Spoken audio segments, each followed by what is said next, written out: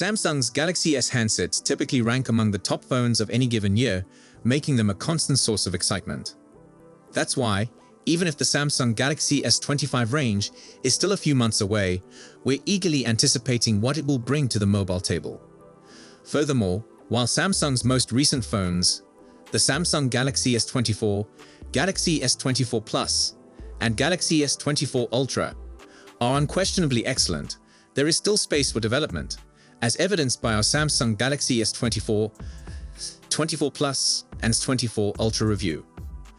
With that in mind, we've compiled a wish list of all the important changes we'd like to see in the Samsung Galaxy S25 line. Given that the S24 line was released in January of this year, the Samsung Galaxy S25 series is expected to debut in or around January of 2025. Certainly, we'd expect these phones to arrive early in 2025, as while Samsung occasionally releases new models in February, recent generations have always arrived early in the year. However, these phones may be pricey, as they are anticipated to be powered by the future Snapdragon 8 Gen 4, which is predicted to increase in price. For perspective, the Samsung Galaxy S24 starts at $799, which is likely the very cheapest you can anticipate to pay for the Galaxy S25. However, if the Snapdragon 8 Gen 4 is more expensive than the Snapdragon 8 Gen 3, Samsung will most likely pass the cost increase on to customers. Of course, the S25 Plus and S25 Ultra will cost more than the original model. For reference, the Galaxy S24 Plus starts at $999, while the S24 Ultra starts at $1,299.99. Thus, the future models will most likely cost the same or more. Things remain uncertain about the technology that will power the Samsung Galaxy S25. Initially, it was assumed that Samsung intended to provide multiple chipsets in different areas with the Galaxy S25 line, just as it did with the Galaxy S24 line.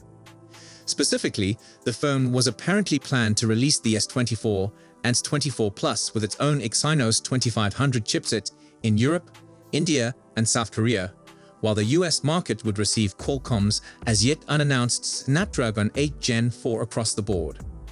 Then it became evident that Samsung was struggling to satisfy production expectations for the Exynos 2500, leading some to speculate that the company will use the Snapdragon 8 Gen 4 CPU in all Galaxy S25 models, regardless of region. Most recently, however, we've heard that Samsung is considering turning to MediaTek for assistance with Galaxy S25 chipset production due to the exorbitant price asked by Qualcomm's Snapdragon 8 Generation 4.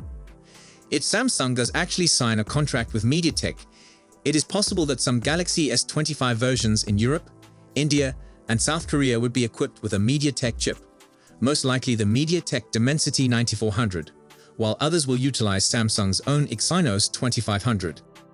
As with the S24 range, the US market is likely to remain Qualcomm exclusive, and it's worth noting that the S25 Ultra, in particular, appears to be available with the Snapdragon 8 Gen 4 in all regions. In any case, whichever chipsets Samsung chooses, it appears that the Snapdragon 8 Gen 4 will be substantially more powerful than the Snapdragon 8 Gen 3, with sources claiming a clock speed of up to 4 GHz, up from 3.39 GHz in the Gen 3 version used by the S24. We've also heard that the Snapdragon 8 Gen 4 may offer quicker RAM, allowing phones equipped with that chip to handle more AI tasks on the device. In another post, TechRevecna stated that the S25 will include significant design changes. So don't expect upcoming phones to look exactly like the existing models. It's unclear what form these design modifications will take. However, one tipster on X claims that the Galaxy S25 Ultra will have a little larger screen, closer to 6.9 inches than the 6.8 inches of the S24 Ultra. And the trustworthy Ice Universe claims that the Galaxy S24 Ultra's jagged corners could be replaced with new rounder edges, making it more comfortable to grip. In several other posts on X, Bennett Burner has also claimed that the S25 line could have larger batteries than its predecessors, and that the S25 Ultra could have a new 200 megapixels main camera with a larger 1-inch sensor, as well as an improved 50MP ultra-wide camera, a 50 megapixels 10x zoom telephoto camera, and a 50 megapixels 3x to 5x variable zoom telephoto camera. They do, however, mention that these are extremely early leaks, so we take them with a grain of salt. Indeed, a more recent report suggests that the S25 would have a 4000 mAh battery, similar to its predecessor.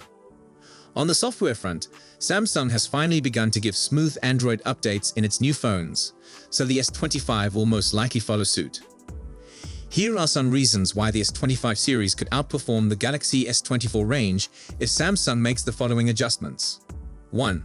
A new design. The S24 and its siblings resemble their predecessors, and the S24 Ultra is even similar to the Samsung Galaxy S22 Ultra. So we're hoping for some significant design improvements with the Samsung Galaxy S25 lineup. The good news is that significant changes are expected, but it is uncertain what form they will take. However, a new design would help develop enthusiasm for these next phones, whereas staying the same may leave them feeling stale. 2. Improved AI. Samsung crammed the S24 range with AI tools and capabilities, but as our evaluations show, these features are a mix of useful and ineffective, and they can even cause performance issues. The Galaxy S24 range also misses some of the Google Pixel 8's most powerful AI features, like as the ability to sharpen old, out-of-focus photos. So, for the Samsung Galaxy S25, we want new AI features as well as upgrades to those that are now available. 2. Slicker software. Samsung likes packing its phones with seemingly unlimited capabilities, but this has resulted in bloated, clunky software, with many of the better features, including AI technologies, buried several layers deep in the settings menu. This makes the phones difficult and unintuitive to operate, and we really want Samsung to change it for the S25. 4. No chipset split. If you buy the S24 in the United States, it will come with a Snapdragon 8 Gen 3 chipset, but if you buy it elsewhere, you will receive an Exynos 2400. The same goes for the Galaxy S24 Plus, though the S24 Ultra has a Snapdragon 8 Gen 3 everywhere. We don't want this divide for the S25, since it means you'll get a different phone depending on where you are in the world, and one chipset will always be better than the other. Typically, the Snapdragon is superior. Therefore, we'd like to see the Snapdragon 8 Gen 4 used in all regions with the S25. But we even prefer Exynos over multiple chipsets in different regions. At the very least, purchasers would be able to determine whose phone they are purchasing and whether the reviews they have read represent what is available to them. 5. The return of 10x zoom.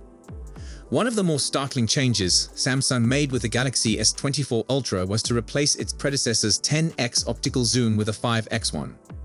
This wasn't a bad decision because the sensor used was a superior 50 megapixels one, rather than 10 megapixels, and still allowed for a 10x optical quality cut. However, it meant that the S24 Ultra's camera lost a lens that let it stand out from competitors, many of which having 5x zoom cameras themselves. So we'd want to see the 10x zoom return to the S25 Ultra, although with an upgraded sensor and more megapixels, so that it may potentially give a 20x optical quality crop.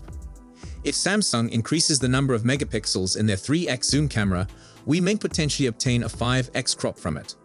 Alternatively, as one leak says, the S25 Ultra could offer both a 10x telephoto and a variable optical zoom that can range from 3x to 5x.